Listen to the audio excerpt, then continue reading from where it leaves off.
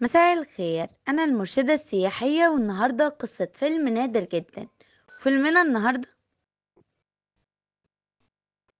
النهاردة الفيلم النادر 0501.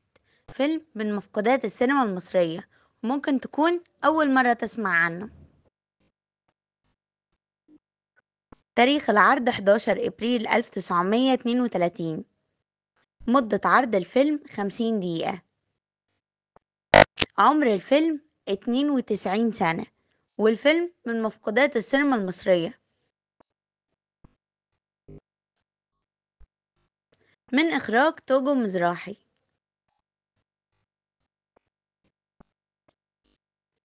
وتأليف توجو مزراحي.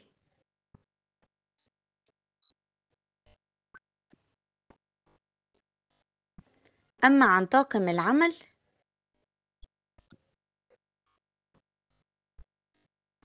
فهو من بطولة شالوم، دولة أبيض، عبد محرم. أما عن قصة الفيلم فبتدور الأحداث حوالين مغامرة جديدة بياخدنا معاها شالوم فيها، والمغامرة بتقول إن هو كان بيعاني من الفقر والعوزة، وفجأة بالصدفة ولحسن الحظ اشترى ورقة اليانصيب اللي بتحمل رقم 0501، اللي بتكسب فوق ال5000 جنيه، وبتتحل كل مشاكله.